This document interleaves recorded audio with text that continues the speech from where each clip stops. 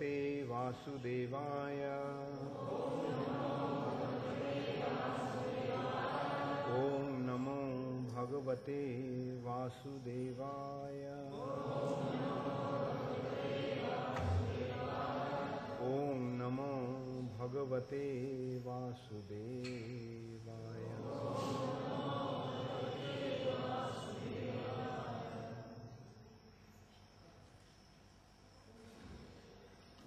Srimad Bhagavatam, 2nd Canto, 7th Chapter, Scheduled Incarnations, Text 26. Bhume Suretara Barutha Vimarditaya Klesha Vayaya Kalaya Sita Krishna Keshaha Jataha Karissati Jananupalaksha Margaha Karmani Chatma Mohimopani Bandhanani Mohimopani Bandhanani Bhume Suretara Barutha Vimarditaya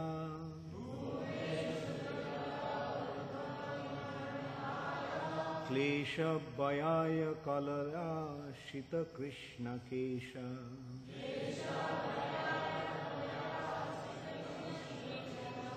Jata Karishyati Jananupalaksha Marga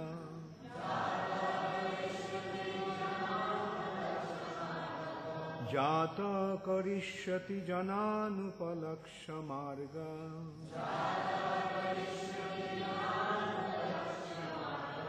Karmani Chatma Mohimopanibandhanani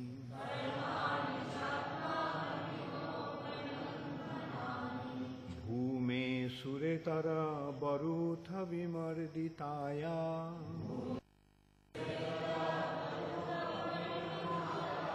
Klesha Vayaya Kalaya Sita Krishna Kesha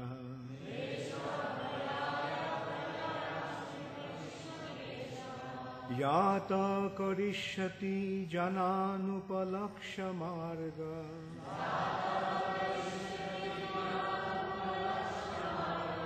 Karmani Chatma Mohimopanibandhanani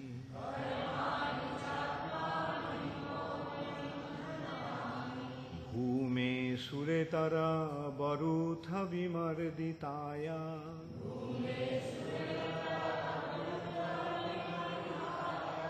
Klesha Vayaya Kalaya Sita Krishna Kesha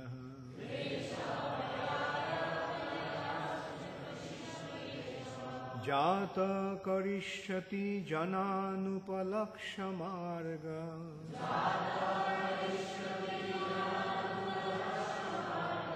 Karmani Chatma Mohimopanibandhanani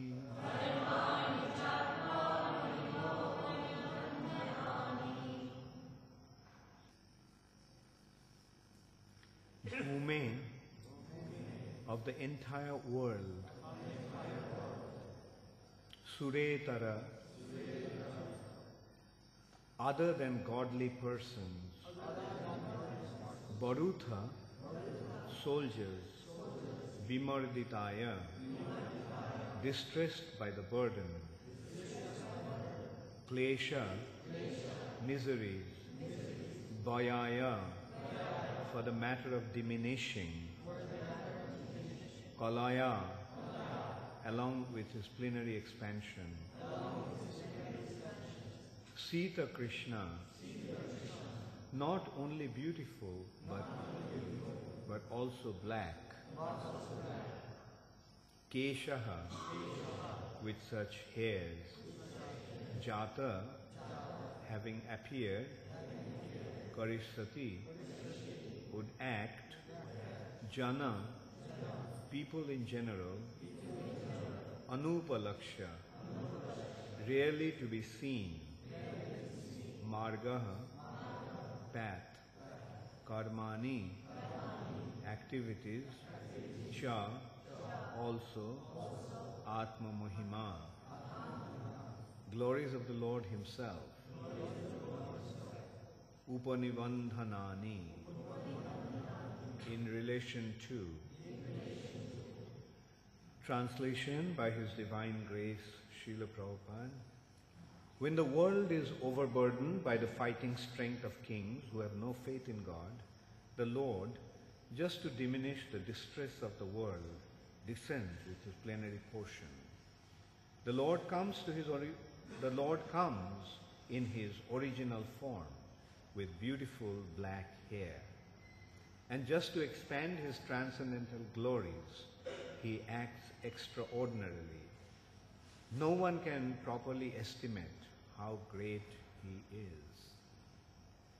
Please repeat after me. When the world is overburdened by the fighting strength of kings who have no faith in God, the Lord, just to diminish the distress of the world, descends with His plenary portion. The Lord comes in His original form with beautiful black hair. And just to expand His transcendental glories, He acts extraordinarily. No one can properly estimate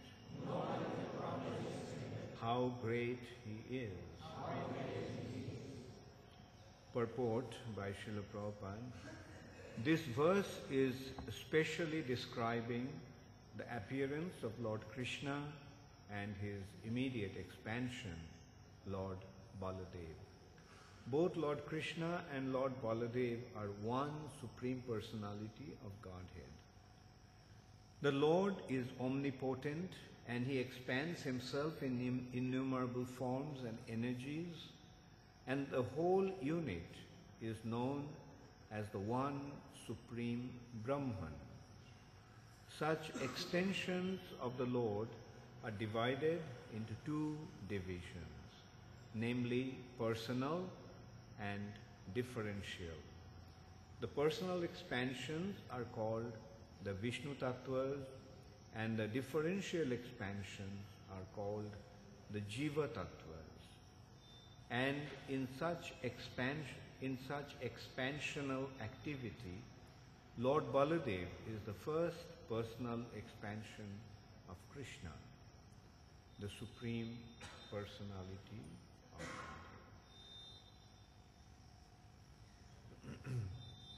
So it has quite a long purport, so maybe I'll just try to go stanza by stanza. So here in the purport, Srila Prabhupada is establishing the difference between the Vishnu Tattvas and Jiva Tattvas. It is very important to understand the difference between the Supreme Personality of Godhead and the Jivas. The difference between the Lord and us. We are the living entities, the Jivas. But Krishna is the Supreme Personality of Godhead. The Supreme Personality of Godhead expands in two ways. Those are known as Swamsas and Bibhinnamsas. Swamsas are His personal expansions, and the Jivas are His Bibhinnamsas. The personal expansion means He Himself expands into many other forms. The Swamsas are generally known as the incarnations. There is no difference between the Lord and His expansion. And our scriptures describe how Krishna is the original Supreme Personality of God. This point has been very beautifully explained in Srimad Bhagavatam. After describing different incarnations of the Lord, it has been pointed out that these are all expansions of the Supreme Personality of God.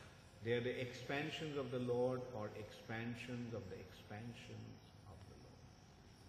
In this way the Lord expands. And these are known as Amsas and Kalas. Amsa means the expansion, Kala means expansion of the expansion, or expansion of the expansion of the expansion. And it has been pointed out, Ete Changsha Kala Pungsha. These are the Amsas and Kalas, all these incarnations of the Lord, but Krishnastu Bhagavan Swayam. But Sri Krishna is the Swayam Bhagavan. Krishna is the original Supreme Personality of God. In Dasavatar Stotram also, the same point has been established. Actually, this Dasavatara Stotram has been taken from the Kalki Puran, the beginning of Kalki Puran, describing the incarnation of Kalki.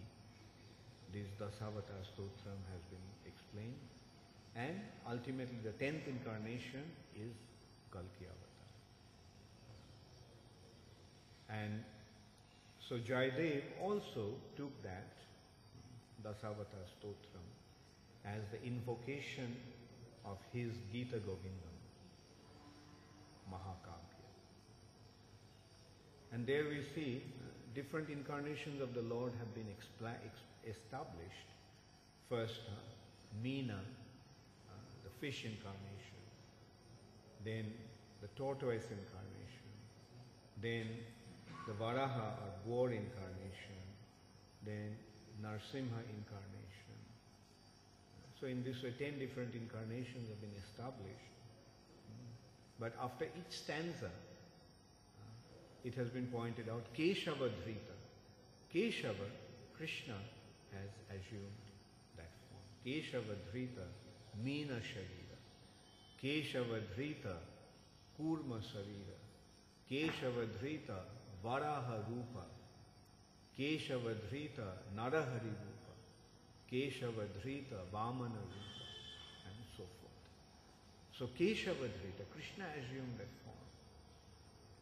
And it's quite interesting to note that in this verse also, Krishna has been identified as the personality with beautiful black hair. Sita Krishna Kesha.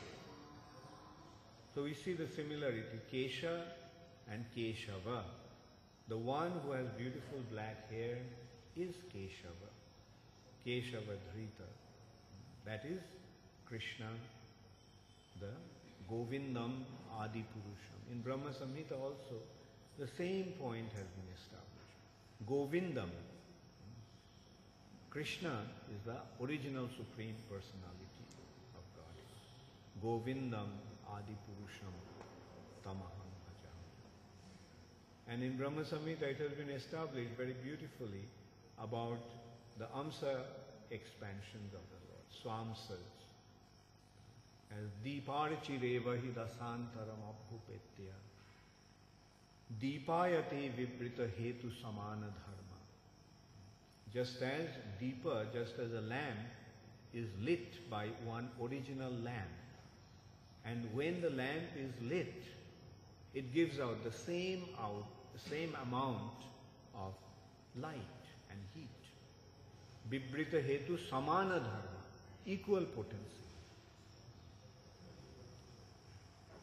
But at the same time, the original lamp is the lamp that lit the other lamp. So in this context, we can point out that Krishna is that original lamp, and other incarnations are other different lamps. It's just an analogy. Analogy, we cannot take them literally. The analogy is to be taken in a specific context. It's an example. Doesn't mean that Krishna is a lamp. Through the lamp, the example has been given. But Krishna is the original Supreme Personality of Godhead. So that original Supreme Personality of Godhead appears once in a day of Brahma. That also has been very elaborately established in our scriptures, how once in a day of Brahma, which comprises of 1000 Chaturjugas, Krishna, the original Supreme Personality of Godhead, comes. And so here, while describing the scheduled incarnations, Krishna's identity is being established, but in a different way. It is pointed out that Krishna is the origin of all incarnations. And his activities are most wonderful. And his activities cannot be perceived with our mundane sense perception. So, in this way, the Vishnu Tattvas and Jiva Tattvas have been established here. The Vishnu Tattvas are the Supreme Personality of Godhead's expansions, direct expansions. The Vishnu Tattvas are non-different from Krishna. Like, say, Krishna expands as Balaram. Now, there is no difference between Krishna and Balaram. It's the same personality. But expansion, the first expansion. Then there is the expansion in the form of Narayana. There are expansions as Sri Ramchandra. There is expansion as Varaha, Kurma, Meena, as I described. There is no, even though the Lord appears as a fish, but still he is the Supreme Personality of God. It is not that because he appeared as a fish, his potency has been diminished or his ability is lacking. No. Even though he may come as a fish, even though he may come as a tortoise, even though he may come as a boar, but still he is the Supreme Personality of Godhead. So that is what the Swamsas are. Jai Shri Shri Krishna Balaram ki, Jai Shri Shri Radha Madan Mohan Lalita Vishakha Devi ki, Jai Shri Shri Gaur Nitai ki. Whereas the Vibhinnamsas, the Jivas, they are minute parts and parcels of the Supreme Personality of God. We are the Vibhinnamsas. Like qualitatively, we are one. The Lord is conscious, we are conscious. The difference is that He is absolute and we are minute. In this respect, an example has been given, is the ocean, the example of ocean and what a drop of water. An ocean is also water, and a drop of water is also water. Qualitatively, the qualities of water is there in a drop as well as in the ocean. But quantitatively, the ocean is the source of all water, whereas a drop is just a minute part of that water. Similarly, we all are qualitatively one with the Lord. The Lord is conscious, The Lord is able to act according to His will. The Lord is completely independent. Similarly, we are conscious and we also have some independence, but very minute. Our consciousness is minute, whereas His consciousness is unlimited. Our independence is minute, whereas His independence is absolute. He has His will, He has His desire. The difference is that He has the ability to manifest His will according to His desire. Whatever He wants happens. Whereas our will, our ability to administrate our will and fulfill our desire is very, very little. And often they are thwarted. Often they are obstructed. So we are minute, He is absolute.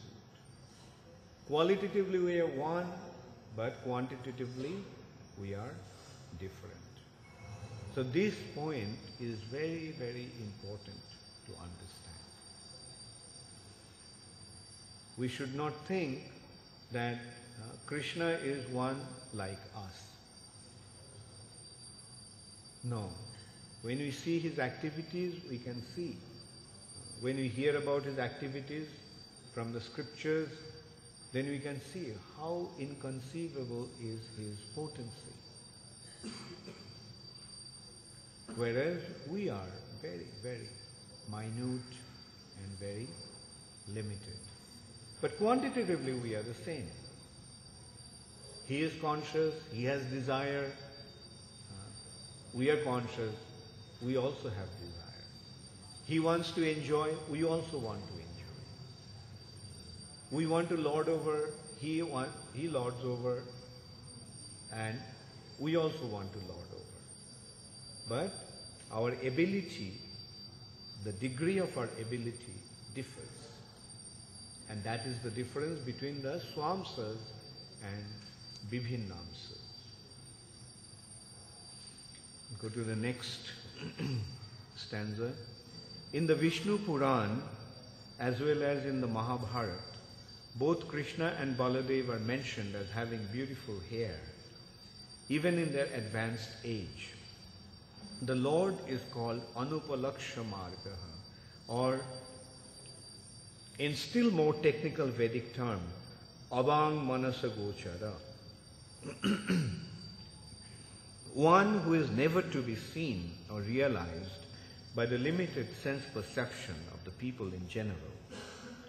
In the Bhagavad Gita 7.25, it is said by the Lord, Naham prakasha sarvasya yoga maya samabritaha.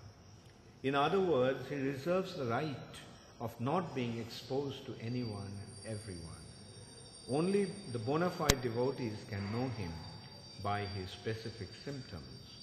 And out of many, many such symptoms, one symptom is mentioned here in this verse, that the Lord is Shita Krishna Kesha, or one who is observed always with beautiful black hair. So these are the physical symptoms that has been described here in this verse. And that is the particular symptom of the personality of Godhead. In the Brahma Samhita it is stated that although He is the oldest personality among all living entities, He always looks like a new youthful boy. That is the characteristic of a spiritual body. The difference between spiritual body and material body is, spiritual body is Sat, that is eternal, constant. Whereas the material body is Asat, or transient, changing. Our bodies are constantly changing, from boyhood to youth to old age. When one is young, he is full of vitality, his body is so beautiful. But when one becomes old, that beauty is gone. His healthy masculine form now is withered into a wrinkled, emaciated, hunched, staggering old body. And that's the case with every living entity. If one lives long enough to become old, what will be his physical condition? His body will become emaciated and old and withering. But that is not the case with the spiritual body.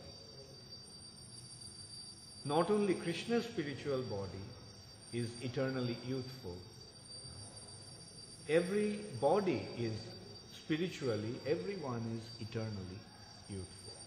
Sometimes we hear and also feel that in spite of becoming old, internally we actually feel youthful. Although the body becomes old, but internally an old man also feels youthful. Now why? Because spiritually he is an youthful person. As long as he doesn't identify himself with his body, he will remain youthful. What to speak of Krishna?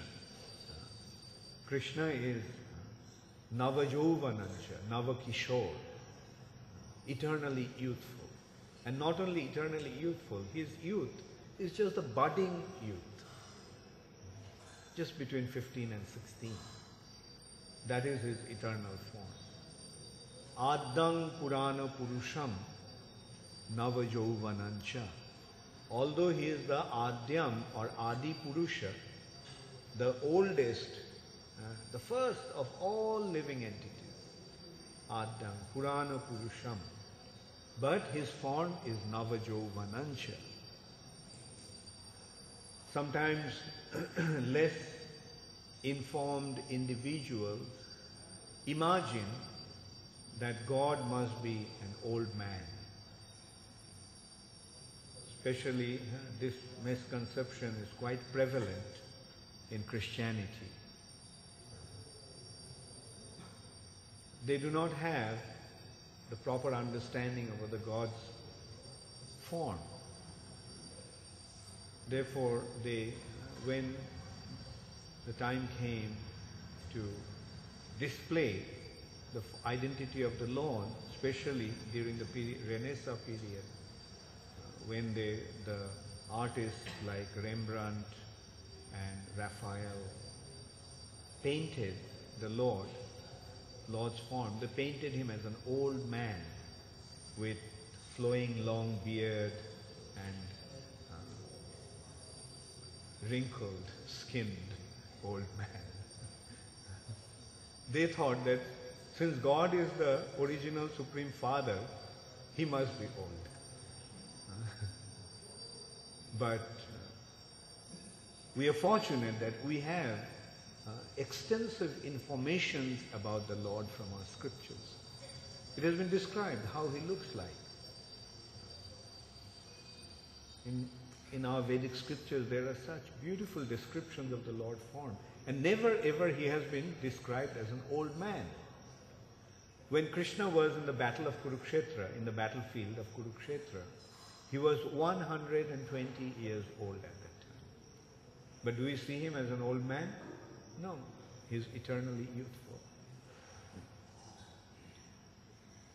Shyamam Tribhanga Lalitam Niyata Prakasham. His form is beautiful, bluish complexion like the fresh monsoon cloud. Shyamam Tribhanga Lalitam. And Venum Kanantam Aravinda Dalayataksham. He plays his flute, his eyes are beautiful like lotus petals, Aravinda Dalayataksham. Barhavatam samasitam buddhasundaram. He wears a peacock feather on his head, and his anga, his body, has the complexion of sama asita, like blackish monsoon cloud. So these descriptions are there, and from that we can understand how God looks like. And there is no need for any kind of speculation or imagination.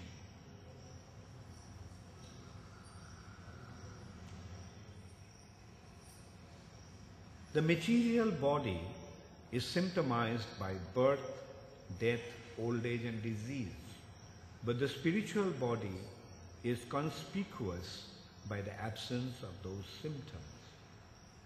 Material bodies always follow these four symptoms: birth, old age, disease and death. Everybody, if he lives long enough, will go through these four phases. Everybody is born, everybody grows to certain age and then eventually becomes old. Then the body becomes diseased, afflicted by all kinds of diseases, and then finally one dies. This is a symptom of material body. But that's not the case with spiritual body. The spiritual body, the spirit soul is never born. The spirit soul never grows old. The spirit soul is never afflicted with this kind of disease: cholera, typhoid, chicken pox and so forth. The spirit soul suffers from one disease, that is called bhava rog, the material disease. When the spirit soul is entangled in the material nature, that is the disease of the spirit soul. Spirit soul doesn't belong to this material nature, but when the spirit soul begins to identify himself as a part of this material nature, that is his disease. And that disease is caused by the separation from the Lord. Isolation from the Lord causes that disease.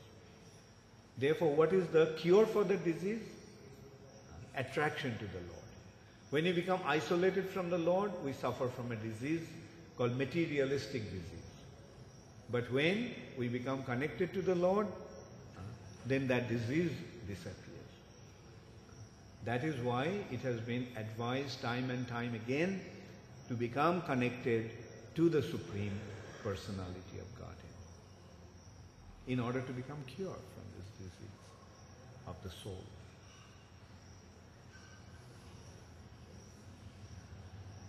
Living entities who reside in the Vaikuntha Loka in eternal life and bliss have the same type of spiritual body without being affected by any signs of old age. It is described in the Bhagavatam, Canto 6, that the party of Vishnu Dutas who came to deliver Ajamil from the clutches of the party of Jamaraj appeared like youthful boys, corroborating with the descriptions of this verse. It is ascertained thus that the spiritual bodies in the Vaikuntha Lokas, either of the Lord or of the other inhabitants, are completely distinct from material bodies in this world.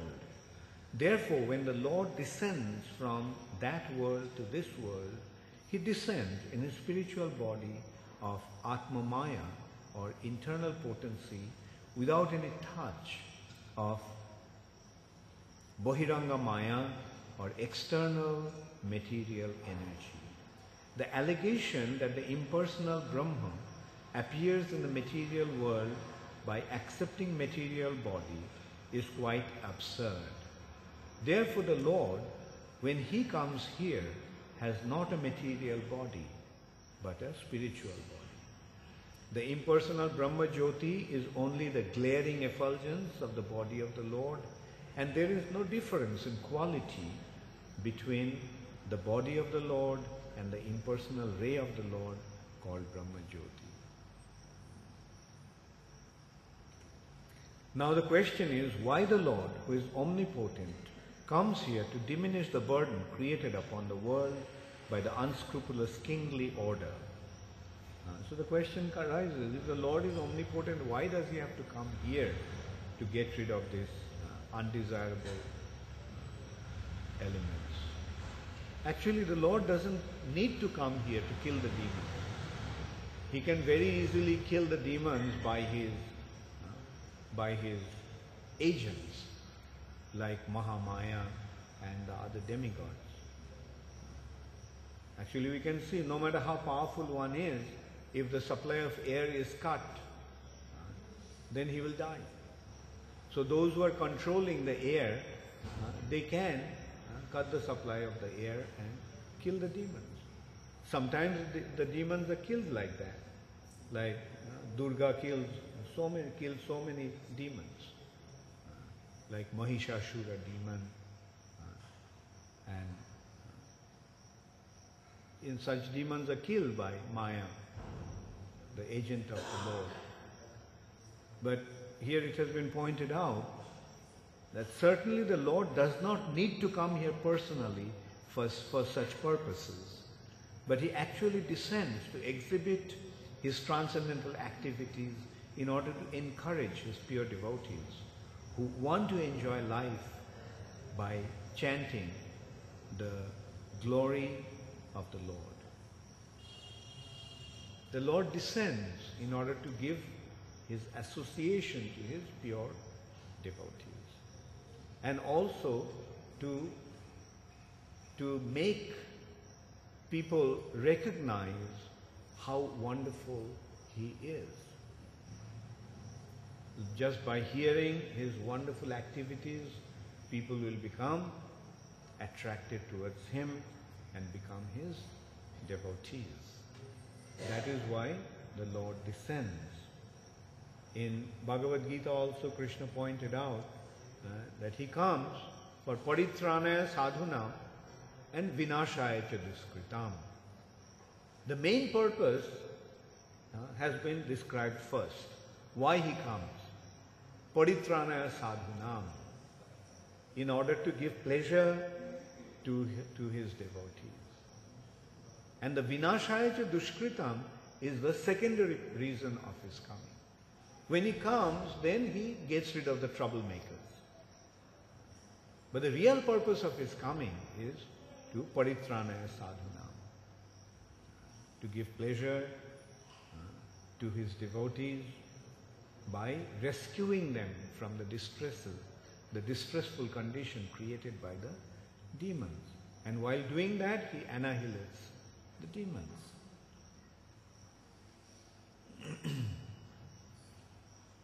In the Bhagavad Gita 9:13-14, it is stated that the Mahatmas, great devotees of the Lord, take pleasure in chanting the activities of the Lord. Mahatmanas tu mang partha daiving prakritim ashrita bhajanti ananna manasya. So that is the purpose why he comes. Mahatmanas tu mang partha daiving prakritim ashrita. The Mahatmas, the saintly personalities, are protected by the Lord's internal potency. And what do? Bhajanti ananna manasa. With undeviated attention, they serve the Lord. Knowing him, gyatva bhutadinishwaram, that he is the supreme Lord, the supreme personality of Godhead, the supreme source of all living beings, all living entities. All Vedic literatures are meant for turning one's attention towards the Lord and his transcendental activities. All Vedic literatures have this one purpose, to make living entities turn their face towards the Lord or become attracted by the Lord. Vedaischa sarvair ahameva vedya. Krishna also is mentioning in Bhagavad Gita that in all the Vedas, He alone is to be known. All the Vedas are simply describing one thing, and that is to turn our face towards the Lord. Thus the activities of the Lord in his dealing with worldly people create a subject matter for discussion by his pure devotees. So in this way, the pure devotees of the Lord get a chance, get an opportunity to speak and glorify him and discuss about him. And that is how they derive their pleasure. The devotees derive their pleasure is simply sing the glories of the Lord. Satatam kirtayanto mam jatantascha dridhabrata. With great attention and care, they sing the glory of the Supreme Personality of God. It's satatam, constantly. And namasantascha mang nittam. They, all the time, they simply remain submissive to him. So this is the symptom of a Mahatma, a great soul. There are two types of people. You can say three types of people. Yeah. One is a Mahatma and the other is Duratma. One is a great soul and the other is a wicked soul. Who is a wicked soul? Who doesn't accept the Lord. They are wicked, demoniac. But the third category is the ones, those who are in between. They're neither Mahatmas nor Duratmas. They're innocent. They do not know. That's why they haven't submitted themselves to the Lord. But when they get to know about the glory of the Lord, then they do submit. Then they become his devotees. And that is why it's important that the glory of the Lord is broadcast all over the world so that people can get to know him and thus become his devotees. To create an opportunity for those innocent people. They are not bad, but they are innocent, they are ignorant, they don't know. Therefore, it is important that we provide the informations to them. And in most cases, practically with all of us, that is the case.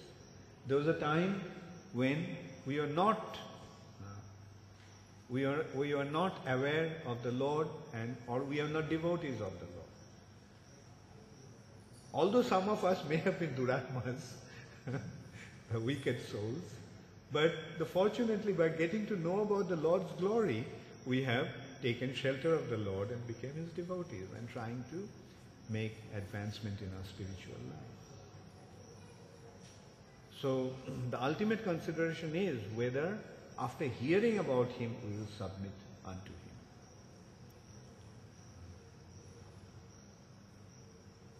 So in the 7th canto of the 2nd chapter, the 7th chapter of the 2nd canto, the scheduled incarnations of the Lord has been described, and especially in this verse, Krishna's appearance, with Balaram has been described. And it will go on to next few verses also. So I'll stop now. Thank you all very much. Does anybody have any question?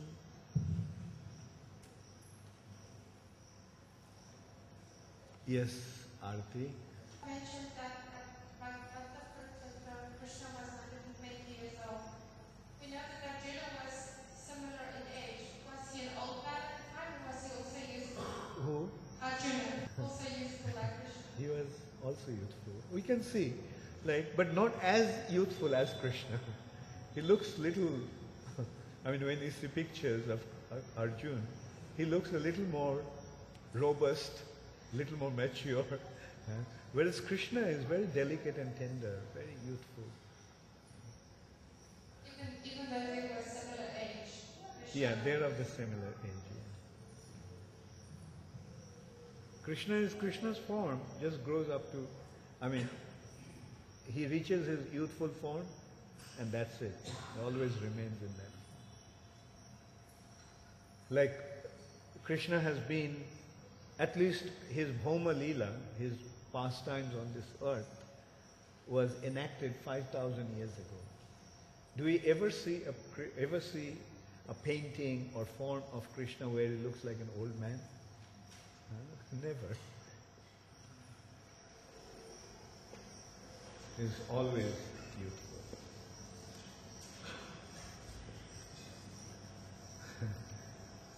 Okay, any other question? Jamati? I was just thinking with Thomas Salon that you have this famous in place. When you say that the spirit soul doesn't suffer from birth, old age, disease, or death, but it only suffers when it begins to identify itself with the body. Yeah, the spirit soul is never born. But when the spirit soul takes up a new body, when the body is born, because the spirit soul is identifying with the body, we, the spirit soul, are thinking that I was born. I'm growing old. Right? It was so wonderful when I was young. Right? And someday I'll die. Right? So because we are identifying with the body, we are perceiving the happenings of the body to be happening to us. Does it clearly, does it? Yes, Maharaj, I was just wondering that the soul, I'm aware of this what you said, so it's nice to hear again, because obviously we forget every day. But originally the soul was separate from this material body, and it was because of our desire to want to enjoy some Krishna facilitated this, and we were sent with this programmed mind that relate to this body, how did that happen? That is, anyway, it's a long story. I'll try to put it in short. It has been described in this way that Krishna bohir mukh hoiya bhogobansha kore nikotastha maya tare japotiya dhare. When a living entity turns his face away from Krishna, then Maya, who is standing close by, nikatastha, grabs him. Right? Now how does Maya grab? Maya acts in a very subtle way. Maya doesn't act in a gross way. Maya's actions are very, very subtle. The moment a living entity turns his face away from Krishna and looks towards, now consider what is away from Krishna. There are only two aspects, either Krishna or Krishna's external energy. When you are looking towards Krishna, you are with Krishna in the spiritual world, in Krishna's internal potency. But when you look away from Krishna, then what happens? You are looking at Krishna's external energy. Now what's the quality of the external energy? The quality of the external energy is that it's inferior, and the jivas are superior because it's coming from Krishna's superior energy. Aparayamitasthanyam prakriting vidhi me param jiva bhutang mahabaho jajedan dharjate jagat.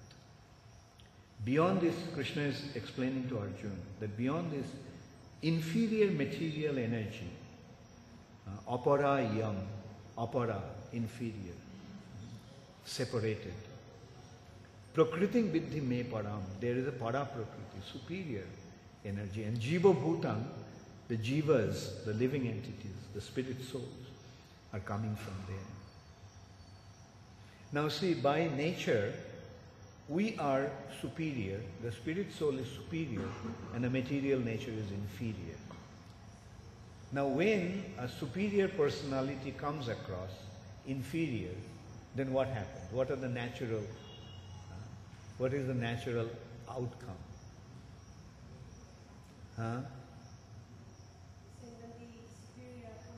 When a superior person comes in contact with inferior persons. No, how does the superior feel? He wants to lord over, right? They are inferior, so naturally he wants to lord over, right? So, in this way, he gets the first covering of false ego. I am the Lord and Master of whatever I purvey. Isn't that the false ego? So in this way, he gets the first covering of false ego. Why false ego? His identity is transformed. What is his original identity? He is the eternal servant of the Lord. But now he is thinking that he is the Lord and Master. Instead of becoming a servant, he wants to be the Lord and Master. So isn't that the false identity?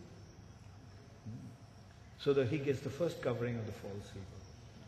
Then he begins to plan how he is going to enjoy this material nature. So that gives him the second covering of intelligence. And then, through the mind, his consciousness flows constantly towards the material direction. So in this way, through false ego, intelligence and mind, he gets his subtle body. These are the three subtle elements of nature. And he develops his subtle bondage or subtle body. And then nature, Prakriti, awards him a gross body made of 5 different elements. This is this body. And he is securely captivated and imprisoned in this prison house of material nature. Right? You have explained this before, but I'm always wondering where did this happen? Because he gets this body before he comes to the material world. But then when we're saying he's coming in contact and he's got this desire to run it over, he hasn't yet entered the material world. So which space is this happening in this formation of the layers? It happens in his consciousness. That's when he saw, when he turned away, at that point the process begins. The whole thing is a matter of consciousness. It's happening in our consciousness.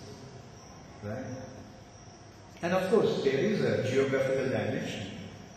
But the original happening is in consciousness. Like for example, like when you are dreaming that you are in a beautiful place, a beautiful garden full of flowers and fruits, beautiful music and beautiful people are dancing. Where is it happening? You're dreaming. Where is it happening? It's happening in your consciousness, in your mind. But then when you wake up, what happens? Is it there? Now, that is the case of our individual dream. Right? But there is a thing called collective dream. We are in a collective dream, state of collective dream. We are dreaming, but the dream is, like when you are here, you are dreaming the same thing. When I am here and all of us are here, we are dreaming the same thing. Right? We are dreaming in a 3-dimensional way. But the difference between our dream and this material nature is that our dream is individual, this dream is collective. Right? And this dream is collective because it is a dream of Mahavishnu. It all happened because Mahavishnu's glance towards Prakriti. And whoever is tuned into Mahavishnu's dream is going through the same dream. Therefore, the best thing is, instead of considering that this is the reality caused by where I am the center, going to the root of that dream, going to Mahavishnu, and see that how it is all is divine energy. And that is the first step towards becoming free from the material bondage. Hare Krishna. Okay, so I'll stop now. Thank you all very much. All glories to Srila Prabhupada.